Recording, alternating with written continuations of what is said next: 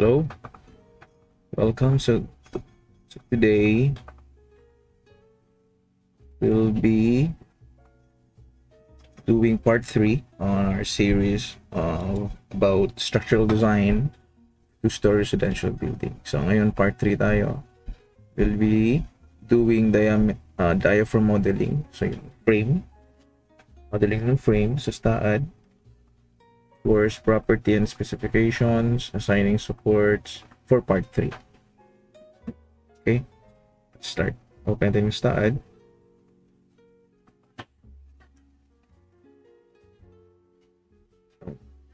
New project, space,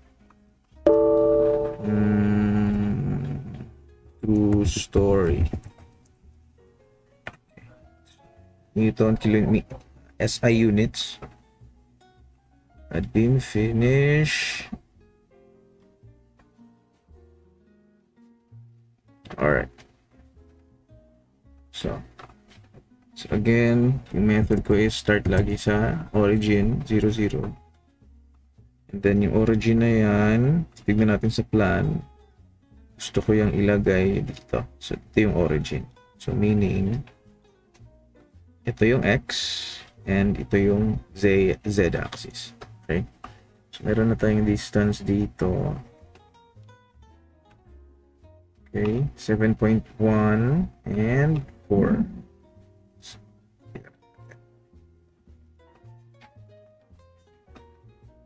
First node cursor, select, translate tayo to X ng dalawang beses. Una is 7.1, next is 4. Okay, di muna natin ililink since this is the node at the foundation. So footings to, sa footing level. Yun. Okay, then after that, ito na yung tatlong points na yun. Copy natin siya once at 3.38 to Z axis. Translate Z axis 3.38.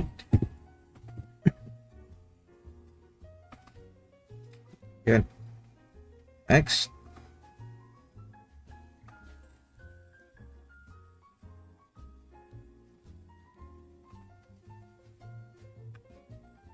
Copy natin yung dalawa, 4.14 and 5. So, ito. Translate natin 2 steps. 3.14. 4.14 and 5. Yeah. Oop. Along Z. 4.14 and 5. There you go. 4.14 and 5. Yeah. Then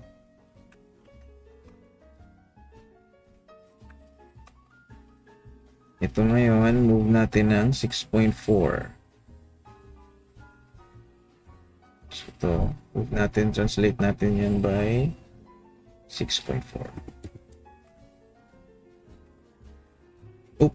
Sorry. Translate natin na lang Z at 6.4. Okay. Top view. And then, ito ngayon, ito na lang. So, ito, this one, translate natin ng 4.3. Okay, this one, translate natin sa X ng negative 4.3. So, dito siya sa left. Yun. Okay, so basically, yun na yung layout ng ating footings. 12 columns. Ayan. Okay. So, next natin gagawin is copy natin yan. Then, gagawa tayo ng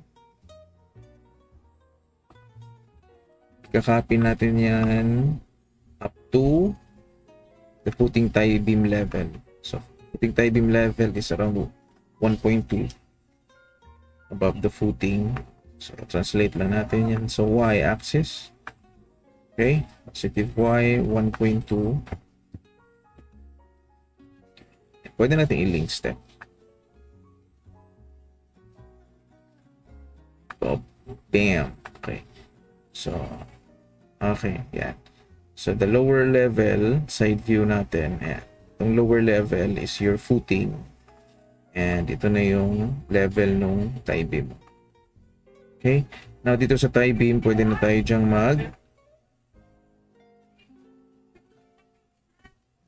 add beam. So, ano yung gagawin nating tie beam dito? Since it's a tie beam, secure natin yung perimeter na nakapaikot.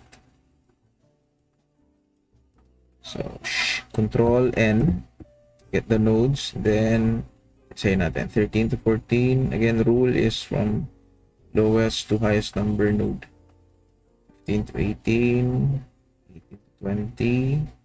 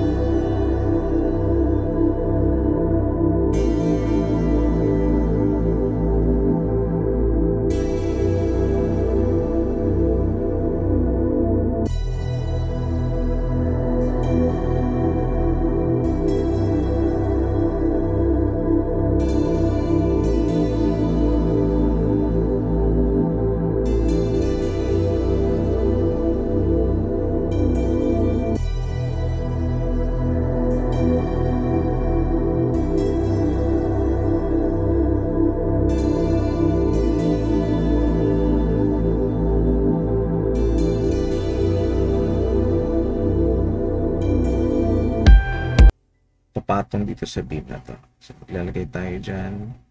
So, stairs natin dyan is 1.2.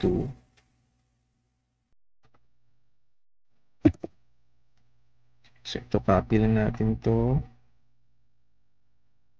Node cursor. Copy mo yan. Dito yung stairs. Yan. Dito sa poste na to.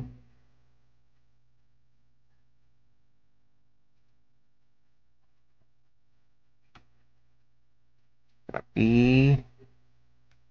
Translate along x. So, negative x tayo dyan kasi dito siya sa left. Negative 1.2. Link. Bam. Okay. So, view ko na lang. Ayan, copy ulit natin to. Then view selected only. Oh!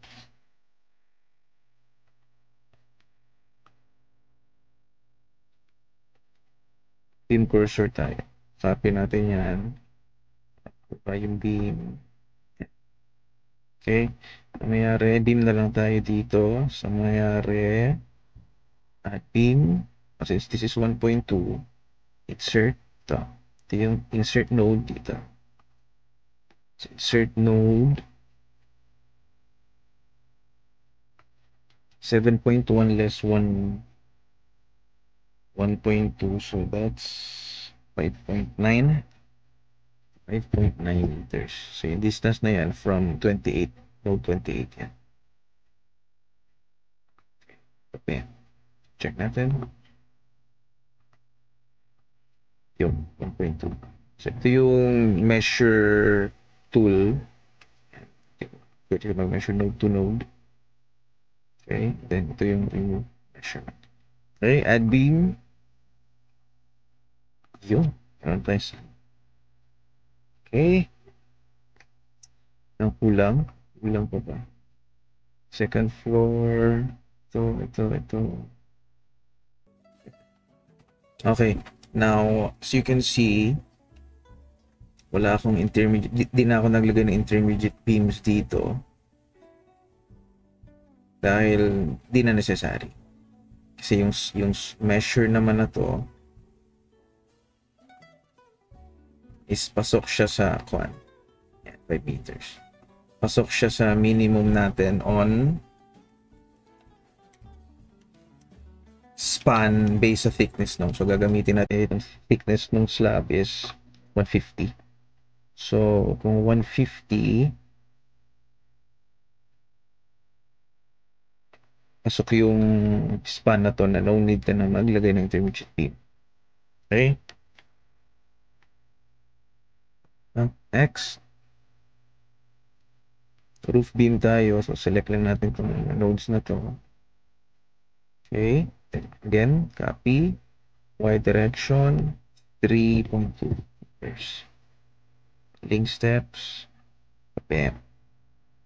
Okay.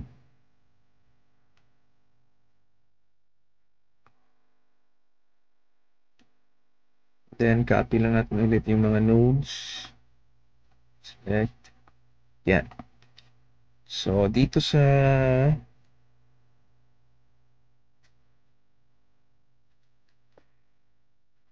dito ngayon kailangan pa din natin yung perimeter. Since this is roof beam.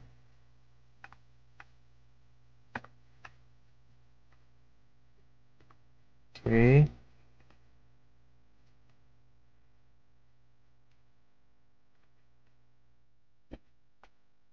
Yeah. Then kahit diretso na lang to.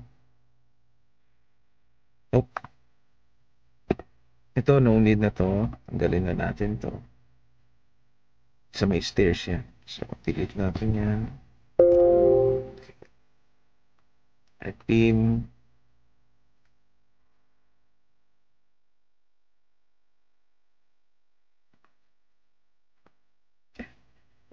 And then, ito ngayon,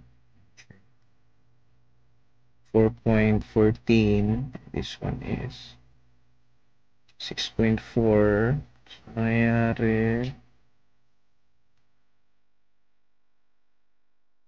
4.14 and 6.4.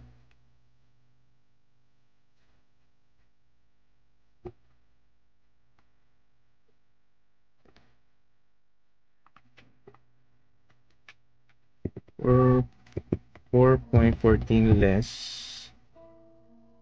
6.4.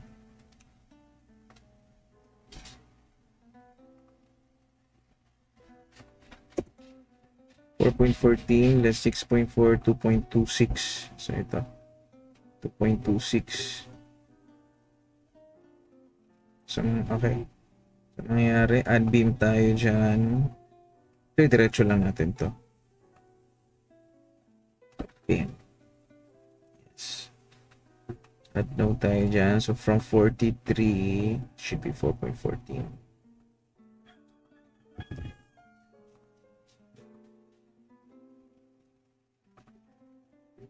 Yan. Okay.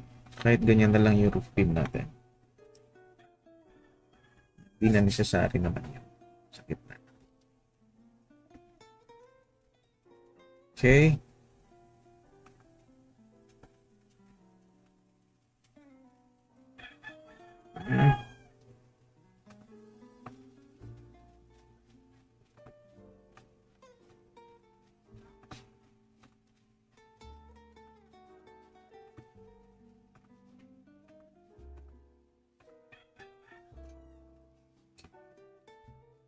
Yun.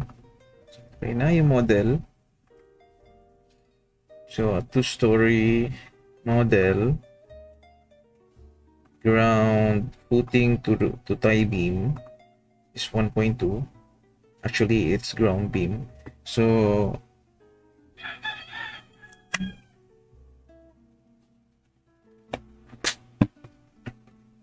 again, dito isasama natin yung ground beam sa ating moment frame. Yun. So 1.2 footing depth, 3.9 yung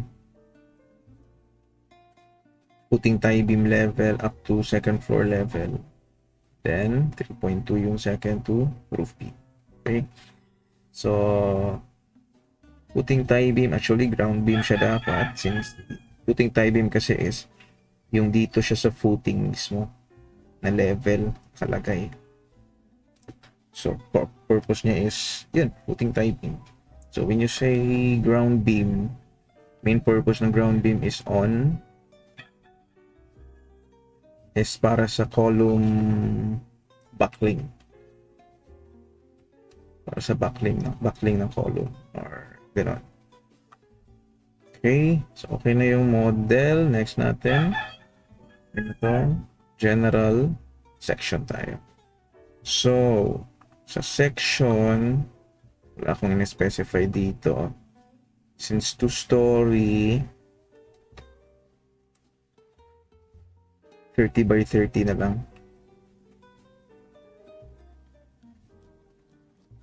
30 by 30 na column. Just two-story lang naman. Define. So, rectangular tayo. 0.3. 0.3. Concrete material. Add. And then, sa beams, 0.3 by 0.4. Tama na. 0.3 by 0.4. So, 0.3 by 0.4. Yan yung mga girders. Then, yung mga maliliit lang na beam. Intermediate yung sa beam ng hagdan. Yung dito na short span. Pwede natin 0.25 by 0.3 na lang. 0.25 by same na lang natin lahat. Simplicity at saka isang tip naman kung sa construction, kung kaya mong ma-uniform lahat ng sukat para mabilis na and formworks wise okay siya, compatible siya since uniform yung sukat. So yun na lang gawin. So next, assigning the section properties. So again, select natin yung for column 30 by 30. Now, para ma-select natin yung mga columns, dito tayo sa select. And yan. Select natin yung beams parallel to Y. Insert the column. Yan, automatic na siya. Select. Then, assign to selected beams. Assign. Okay na. Meron na siyang naka-assign. Then, next. Select beams parallel to X. Select beams parallel to Z. Then may mga hindi tayo na nakita ko dito. So wala na tayong poste dito sa second to roof deck. Nangyari dyan. Cantilever yan. Ito cantilever. Okay. So, bam. And select. Ganun yung ginawa natin sa mga beams. X. And Z. Pick natin to. Pick natin to. Hindi naka...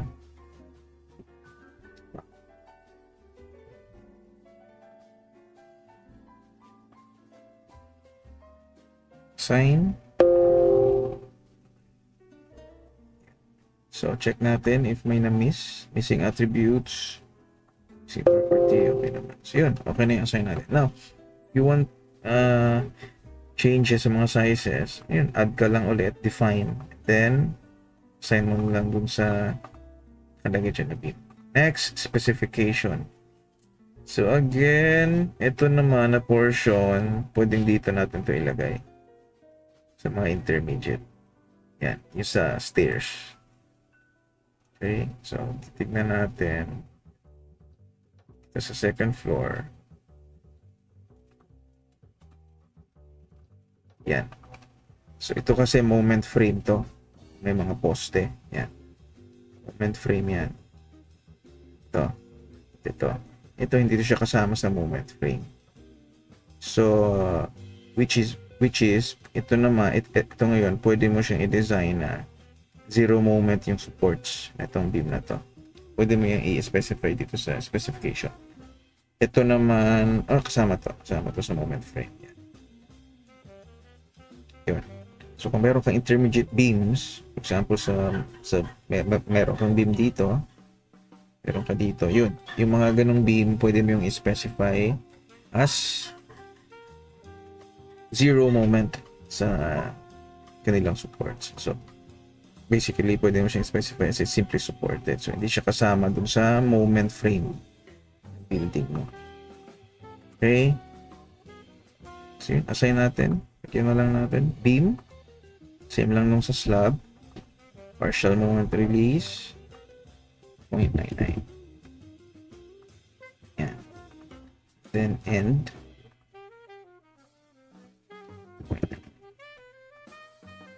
So, naka-specify na siya. Okay. Ano pa bang kailangan specify? Next na tayo mag-specify dito about dun sa diaphragm model. Yung sa earthquake. Next, support. Again, you can use fixed or pinned. So, in this case, pinned lang gamitin ko. Kasi pag fixed, medyo size ng footing, malaki yung compute ng program. So, pin tayo, add. Okay. Para natin ma-select, side view. Ayan. Select natin itong, dapat naka-cursor, node cursor tayo. Select natin yung bottom. Yan. So, selected na lahat ng node sa bottom. Then, assign to selected nodes. Boom. Okay. So, naka-assign na yung supports dyan. Again, 12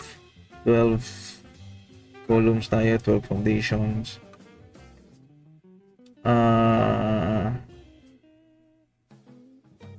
Okay, next is load definition.